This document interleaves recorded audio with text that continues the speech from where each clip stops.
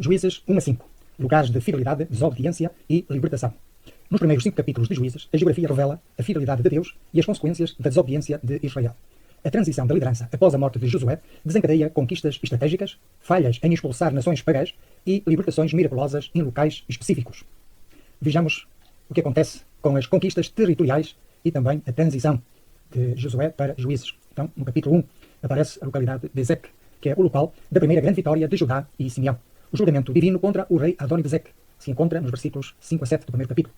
Este julgamento divino demonstra a retribuição justa de Deus, cumprindo assim a lei da semeadura e colheita na história da Revelação. Temos também a localidade de Jerusalém e Hebron.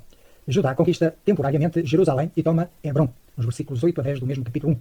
Hebron, antigamente chamada Kiriat Arba, reconecta o povo às promessas abraâmicas e à herança de Caleb.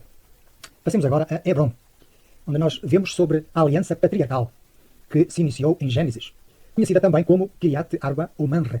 Foi o local onde Abraão residiu, construiu também ali um altar e foi ali que ele comprou a cova de Macpela, que se encontra essa citação no capítulo 23 de Gênesis, versículo 19. E precisamente esse terreno comprado serviu de sepultura para Abraão, para Sara, para Isaac, para Rebeca, para Jacó e também para Lia. Passemos agora ao trono de David, onde encontramos mais detalhes em 2 Samuel. Hebron foi a primeira capital do reino de David. Ele reinou ali sobre Judá durante 7 anos e 6 meses antes de conquistar Jerusalém. Capítulo 2, versículo 11 de 2 Samuel. Passemos agora à cidade de Jerusalém, ou terra de Jebus. Vemos a importância de Jerusalém como a capital teocrática. Isso aparece narrado em 2 Samuel e nas Crônicas. Ora, Jerusalém foi conquistada definitivamente por David aos jebuseus, 2 Samuel capítulo 5, versículos 6 e 7, e tornou-se a cidade de David e o centro espiritual de Israel. Também ali foi construído o templo de Deus. Em 1 Reis aparece isso mencionado. Salomão edificou ali o templo no Monte Moriá, 2 Crônicas capítulo 3, versículo 1, também refere a isto mesmo, consolidando assim a cidade como lugar da habitação do nome do Senhor Yahvé. Ora, falemos acerca dos Evangelhos e da redenção, pois aqui foi o palco da crucificação, sepultamento, ressurreição de Jesus Cristo e do nascimento da Igreja no dia de Pentecostes, conforme narrado em Atos capítulo 2. Acerca de Debir, Kiriat Sefer, é uma terra que foi conquistada por Otniel para ganhar a mão de Axa.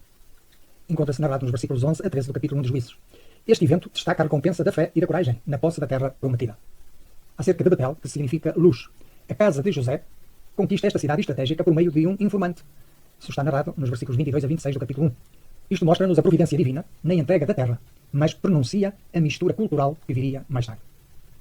Acerca ainda de Betel, ali também houve um encontro com Deus, narrado em Gênesis, em que Jacó fugia do seu irmão Esaú quando teve a visão da escada que tocava ao céu. Então ele chamou o lugar de Betel, que significa casa de Deus. Gênesis capítulo 28, versículos 17 a 19.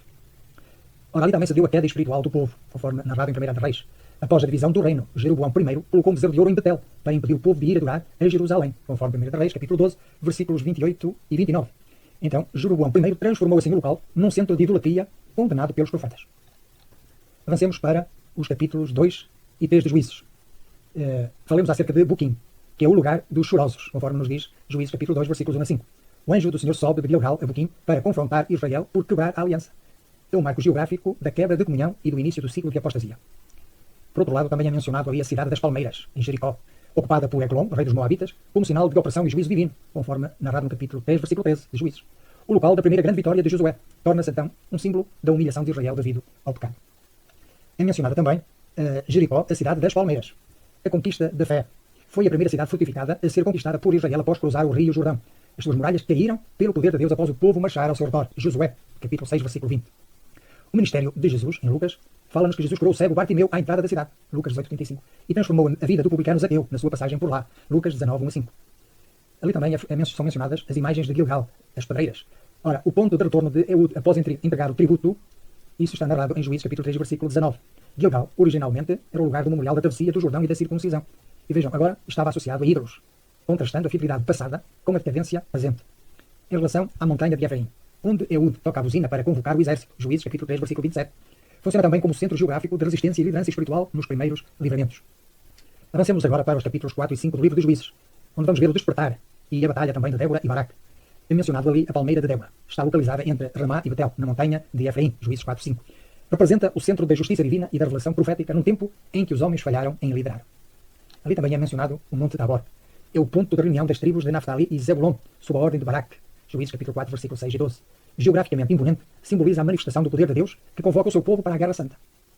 É também uma zona de fronteira das tribos, Portanto, serviu como um ponto de divisão geográfica crucial para a partilha das terras entre as tribos de Issacar, Zebulon e Naftali, conforme Josué capítulo 19, versículo 22. Falemos dos Evangelhos, pois, embora os Evangelhos se refiram apenas a um alto monte, a tradição cristã histórica aponta para o Monte Tabor, como o local onde Jesus se transfigurou diante de Pedro, Tiago e João.